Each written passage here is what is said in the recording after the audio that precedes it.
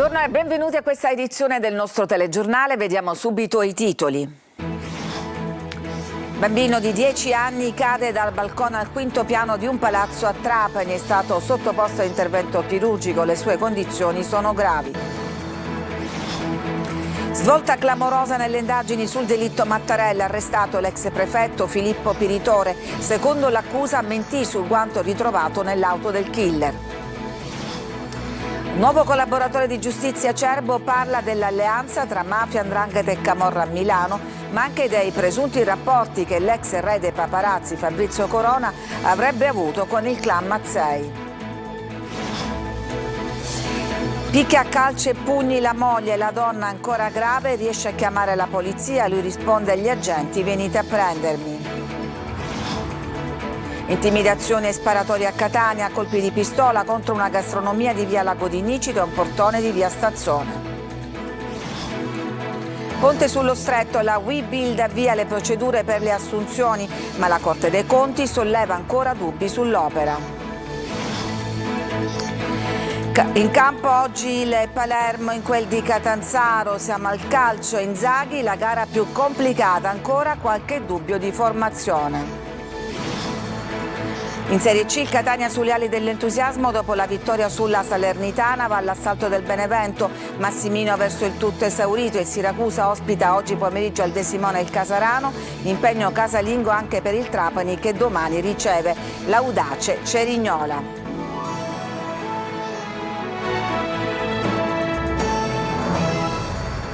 Lotta tra la vita e la morte, il bambino di 10 anni che ieri pomeriggio è volato giù dal quinto piano del balcone dell'abitazione dove vive con la mamma a Trapani. Sentiamo Laura Spanò. È stato sottoposto a un delicato intervento chirurgico ieri sera presso l'ospedale Sant'Antonio Abate di Trapani il piccolo Alessandro di 10 anni, il bambino autistico che era precipitato dal balcone al quinto piano dell'abitazione in via Pantelleria a Trapani dove vive con la mamma. Quando è arrivato nell'area di emergenza del nosocomio trapanese, Alessandro era ancora vigile ma le sue condizioni erano molto gravi. Tutto è accaduto attorno alle 17:40 di venerdì, quando il silenzio del quartiere dove si trova l'abitazione del bambino è stato spezzato improvvisamente dalle grida di alcune persone che avevano assistito loro malgrado alla disgrazia. In tanti dicono di aver visto letteralmente il bambino volare da quel balcone e cadere rovinosamente sull'asfalto. Una scena da film dell'orrore, quella che si è parata davanti a quanti hanno subito raggiunto la zona. Il cortile in pochi minuti si è riempito di gente. Sull'asfalto il corpo del piccolo Alessandro che ancora dava segni di vita. Le grida, la corsa disperata della mamma di Alessandro, mentre qualcuno già telefonava al 118 per far arrivare urgentemente un'ambulanza che trasportasse Alessandro in ospedale. Immediati soccorsi, dicono i vicini.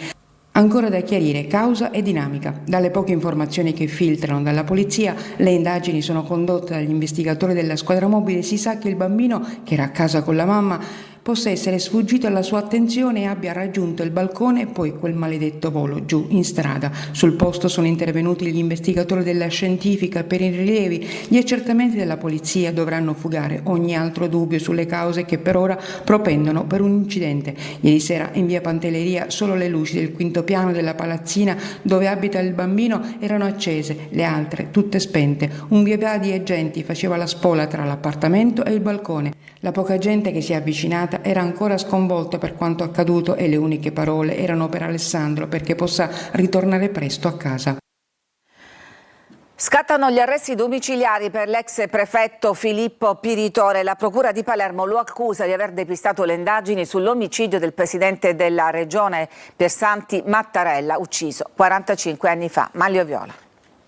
Un funzionario della squadra mobile di Palermo, poi divenuto prefetto, avrebbe fatto sparire dal luogo dell'omicidio di Piersanti Mattarella il 6 gennaio 1980 un guanto marrone, una prova essenziale per risalire agli assassini del presidente della regione. Con questa accusa la DIA di Palermo, la direzione investigativa antimafia, ha notificato questa mattina un provvedimento di arresti domiciliari all'ex prefetto Filippo Piritore, funzionario della mobile al tempo del delitto Mattarella. Secondo l'accusa, Piritore, che era il funzionario incaricato di custodire la prova trovata trovata nella Fiat 127 del presidente della regione subito dopo il delitto, non avrebbe rispettato il protocollo e avrebbe fatto andare su e giù per gli uffici quel guanto fino a farlo sparire. L'indagine per depistaggio apre di fatto uno spiraglio nuovo nell'inchiesta sul delitto Mattarella. Per quell'omicidio dell'ex presidente della regione sono già stati condannati con sentenza definitiva i componenti della commissione provinciale di Cosa Nostra dell'epoca, ovvero Totò Riina, Michele Greco e Francesco Madonia. Al sopralluogo durante il quale l'indumento venne trovato c'era sicuramente Piritore. La sua presenza risulta da una fotografia scattata dalla scientifica che lo ritrae sul luogo in cui gli assassini abbandonarono la Fiat, ma lui stesso lo ammette, raccontando però una storia ritenuta inverosimile dagli inquirenti. Il nuovo collaboratore di giustizia Cerbo parla dell'alleanza tra mafia 'ndrangheta e Camorra a Milano e lancia anche delle accuse contro Fabrizio Corona. Orazio Longo. Gaetano Cantarella, storico affiliato del clan Mazzei e incaricato di gestire gli affari a Milano prima di essere vittima di Lupara Bianca nel 2020, avrebbe avuto rapporti con Fabrizio Corona. A parlare un pentito, il 43enne William Alfonso Cerbo, detto Scarface, nuovo collaboratore di giustizia nel maxi procedimento Idra della DDA di Milano sulla alleanza tra mafia in Lombardia. Tutto dovrà essere appurato e verificato. Se confermate, le dichiarazioni rese da Cerbo svelerebbero di come l'ex fotografo dei VIP in più occasioni si sarebbe rivolto a Cantarella quando aveva problemi su Milano, come in un caso in cui, secondo la ricostruzione di Cerbo, gli chiese un recupero credito di 70.000 euro da fare a Palermo. Nel primo verbale del 22 settembre il neopentito conferma la sua volontà di intraprendere un percorso di collaborazione con la giustizia e ammette la sua partecipazione al reato associativo, ossia la presunta alleanza tra Cosa Nostra, 'ndrangheta e Camorra, depositata una memoria di 27 pagine con tutti i passaggi del suo percorso criminale, confermando anche i reati di truffa e bancarotta che avrebbe commesso per agevolare il clan. Nei testi, in grossa parte coperti da omissis, Cerbo ricostruisce la nascita di quell'alleanza tra gruppi mafiosi scattata nel 2019 ed elenca i 9 punti sui quali è disposto a collaborare. Al quarto si legge dei suoi rapporti con Cantarella legati al mondo delle discoteche in virtù dei legami tra questi e Corona. La memoria parte dall'anno 2010. In uno dei ricordi targati 2011 avrebbe raccontato di quando Cantarella fece venire Corona e Cecilia Rodriguez alla discoteca Bo di Catania. Ora toccherà agli inquirenti a valorare o meno le dichiarazioni. A Catania adesso picchia la moglie, ma tutto è ripreso dal sistema di videosorveglianza del suo negozio. Vediamo il servizio. Una telefonata alla centrale operativa della questura di Catania, dall'altra parte una donna in preda all'ansia e alla paura. Singhiozzava e piangeva e da poche parole si comprende che era vittima di violenza da parte del compagno in un momento rubato alla momentanea assenza dell'uomo nella sua attività commerciale, in quel momento chiusa al pubblico. Lui strappa il telefono alla donna, interrompe la chiamata, ma gli agenti ricompongono quel numero e a rispondere è lui, l'uomo, che in una frase netta sancisce il suo stato. Sugno marito, dice, mi putiti venire ad arrestare. Impietoso però ha continuato a colpire la donna a calci proprio dove aveva subito un intervento chirurgico e tutto è stato immortalato dalle telecamere che lui stesso aveva installato nel negozio. In un impeto poi chiude a chiave la porta del negozio, va via incurante della moglie 31enne riversa per terra priva di sensi. In un momento di forza ritrovata la donna riesce ad aprire la porta alla polizia con un secondo mazzo di chiavi. Gli agenti si trovano davanti a una maschera di sangue, i segni della violenza ovunque. La signora è stata portata in ospedale dove i medici hanno diagnosticato frattura delle ossa nasali e un grave trauma cranico. Per lei l'obbligo di 45 giorni di riposo assoluto, mentre non è stata ancora sciolta la prognosi per l'evoluzione del quadro clinico compromesso. L'importanza, in questo caso, della chiamata di soccorso da parte della donna ha permesso un intervento immediato che ha consentito il soccorso ovviamente della persona ferita e successivamente le immediate indagini. L'uomo trovato a casa della madre mentre tentava di nascondersi sotto il letto è stato portato in carcere. Il GIP ha convalidato l'arresto. Dalle testimonianze raccolte è emerso che i due avrebbero litigato spesso e che il 34enne in altre occasioni avrebbe aggredito la moglie, la quale poi, per paura, non aveva mai denunciato. E 2 notti fa ci sono stati ancora spari nella notte a Catania, tra gli obiettivi anche una trattoria, non si esclude la pista intimidatoria. Eva Spampinato. Portoni di case e saracinesche di ristoranti usati per fare il tiro a bersaglio, l'ombra della notte usata come complice di un'azione veloce e immediata, il rumore degli spari che rompe il silenzio. È successo la scorsa notte a Catania in 2 punti diversi della città. Qui siamo in via Stazzone, alle spalle del viale Mario Rapisardi. Lo vedete, la porta a vetri è stata presa in pieno da 4 colpi, uno. Questo è il quarto, il secondo e poi lì in alto. Spari che ricordano che la città è tornata a fare i conti con un clima di intimidazione e violenza. E non è la prima volta che qui gli abitanti del quartiere vengono svegliati in piena notte dagli spari. Sì, ho sentito dei botti. Pensavo che fosse qualcuno che bussasse a una porta, e invece ho trovato questi buchi. Già è la seconda volta che succede, un mesetto fa, non ricordo. Cosa pensate? Movimenti sicuramente strani. Poco più distante, in via Lago di Nicito, all'angolo con via Plebiscito, 6 colpi d'arma da fuoco hanno raggiunto una trattoria. I proiettili hanno centrato la saracinesca del locale, chiuso al momento dell'agguato. Sul posto sono intervenute le volanti e la polizia scientifica, che hanno repertato diversi bossoli. L'episodio riaccende la tensione in città. Solo pochi mesi fa, a luglio, lo stesso ristoratore era stato vittima di un incendio doloso. In quell'occasione un furgone di sua proprietà era andato completamente distrutto.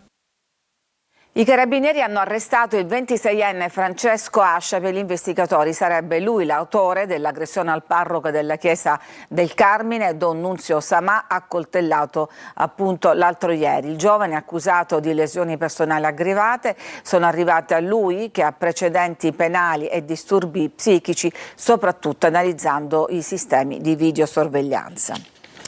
I carabinieri ad Alcamo hanno arrestato 2 persone con l'accusa di estorsione. Dal 18 al 24 settembre si sarebbero recati per 6 volte in un'attività commerciale, prelevando contanti dalla cassa per un totale di oltre 500 euro, arrivando a minacciare titolari e dipendenti anche con un'ascia. Ponte sullo Stretto, la Corte dei Conti non scioglie i dubbi, anzi chiede nuove verifiche. Tutto questo proprio mentre Webuild lancia le selezioni per le assunzioni. Francesco Triolo. Da un lato Webuild, che lancia la piattaforma per le selezioni delle assunzioni per il Ponte sullo Stretto, dall'altro però la Corte dei Conti, che non ritiene superati i dubbi di legittimità emersi a seguito dell'esame del provvedimento e rimanda gli atti al collegio. Adesso ci sarà tempo, termine ultimo sino al 7 novembre, per la definizione del procedimento di controllo. I rilievi nel documento della magistratura contabile riguardano, tra le altre cose, la concorrenza sul bando di gara anche alla luce delle significative modifiche intervenute nel progetto originario e delle sostanziali modificazioni rispetto alle modalità di finanziamento dell'opera. Tanto basta per riaprire la contesa politica attorno all'opera, con Verdi, Sinistra e CGIL che chiedono espressamente di fermare il progetto, mentre dalla Lega c'è chi parla di ostilità da parte della Corte dei Conti, che da parte sua sottolinea come, tenuto conto della particolare rilevanza della infrastruttura, è esigibile un maggiore livello di esplicitazione delle valutazioni effettuate. Alcune condizioni infatti sembrerebbero non compiutamente soddisfatte. La Stretto di Messina, da parte sua, mostra comunque fiducia sull'esito positivo dell'esame della Corte, nella convinzione, scrive la D. Pietro Ciucci, di aver operato nel pieno rispetto delle norme, nei tempi previsti e in anticipo rispetto alla convocazione della seduta delle sezioni centrali della Corte dei Conti del prossimo 29 ottobre, ha annunciato Ciucci, dove verranno fornite da parte delle istituzioni competenti tutti i nuovi approfondimenti richiesti. Ci fermiamo, c'è una pausa, torniamo dopo con altre notizie.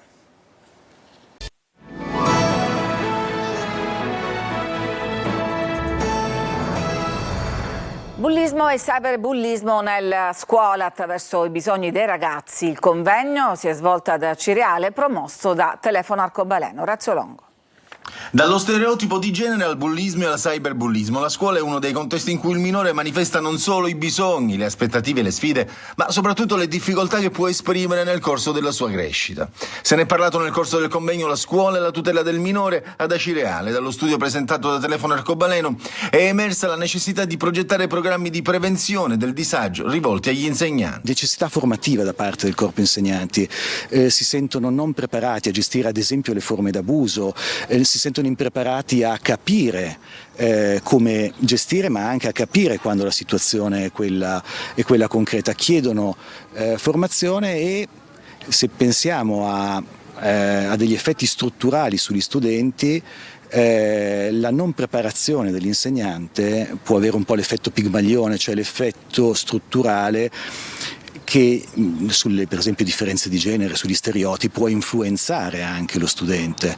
Violenza sulle donne, tutela dei minori, povertà educativa sono i temi degli incontri in una logica di cooperazione e contatto diretto con tutti i soggetti che si trovano a dover gestire il sospetto maltrattamento. Abbiamo dei minori che hanno bisogno di essere seguiti dallo Stato e quindi dai servizi che lo Stato fornisce, in questo caso anche il sistema sanitario, oltre che i servizi sociali, ma non abbiamo un coordinamento di tutti questi organismi istituzionali. Parlo del Tribunale, parlo delle forze dell'ordine, parlo dei comuni, parlo appunto del servizio sanitario regionale. Credo serva mettere questo a regime, trovare il modo per fare parlare questi interlocutori. La ricerca, realizzata tra aprile e giugno 2025, ha coinvolto circa 60.000 insegnanti in tutta la Sicilia.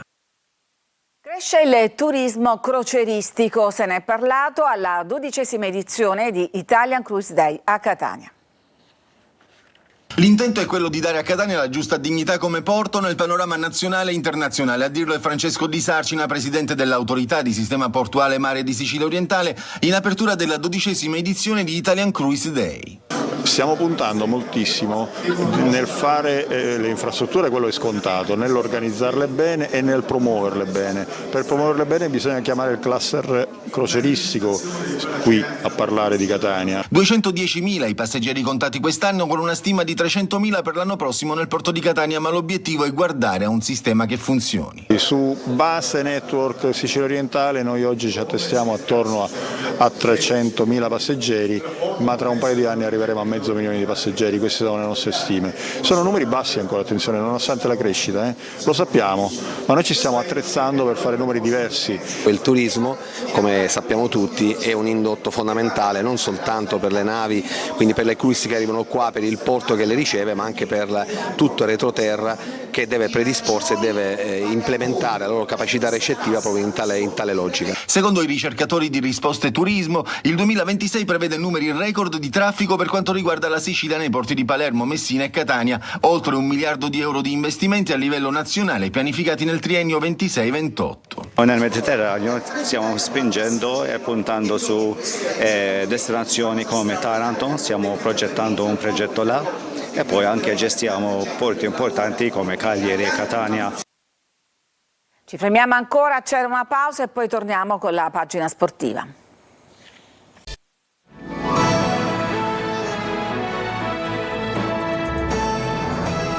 Siamo al calcio, in campo oggi il Palermo, in quel di Catanzaro. Inzaghi dice la gara più complicata, c'è ancora qualche dubbio di formazione. Marco Gullà.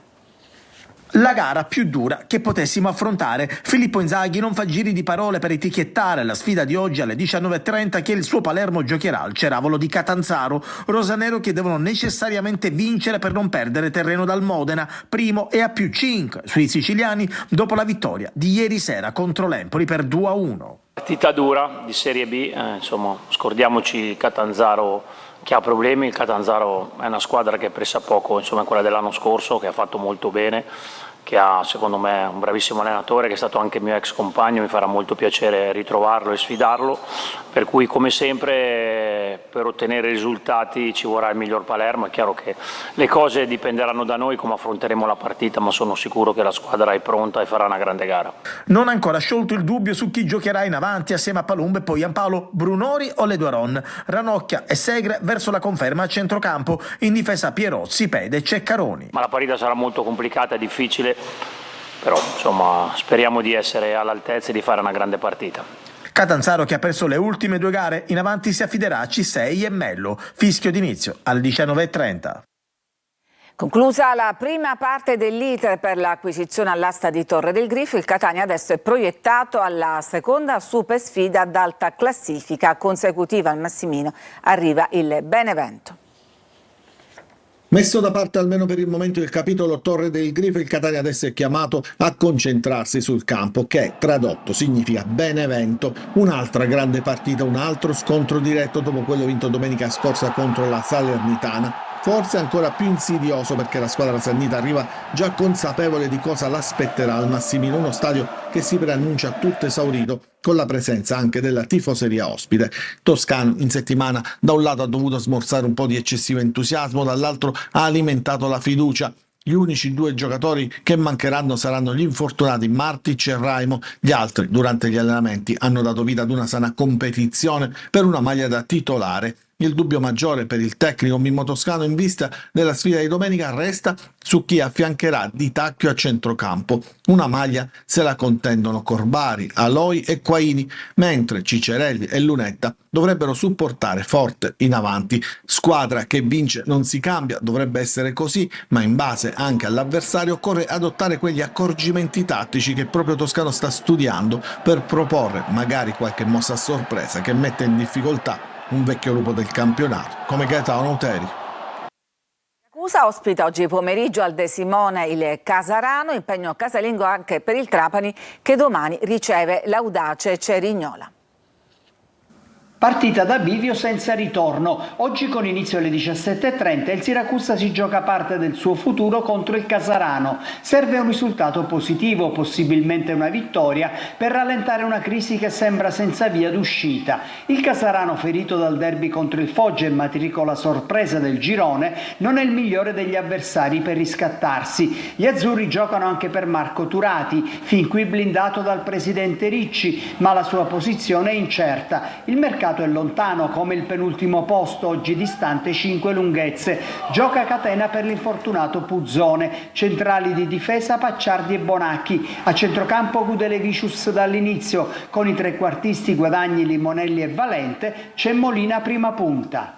Panchina a rischio per Salvatore Aronica. Il presidente Antonini studia nuove soluzioni e potrebbe cambiare in caso di mancata vittoria del Trapani al provinciale nel lunch match di domenica contro l'Audace Cerignola. In 6 giornate una sola vittoria, 3 pareggi e 2 sconfitte per i Granata, la seconda a Caravaggio contro i giovani dell'Atalanta. Crisi anche per i pugliesi, reduci da 3 KO consecutivi contro Cosenza, Casarano e Cavese. Panchina a rischio per Maiuri. 2 assenze Granata, l'infortunato Nicoli e il capitano Benedetti squalificato per 4 turni. A sinistra ci sarà Ciotti. In attacco si torna al Trapani della prima parte di stagione con Canotto, Fischnaller e Grandolfo. Altra novità in difesa con il rientro dal primo minuto di Salines. Mercoledì prossimo Trapani a Potenza con il Sorrento nel secondo turno della Coppa Italia di Serie C.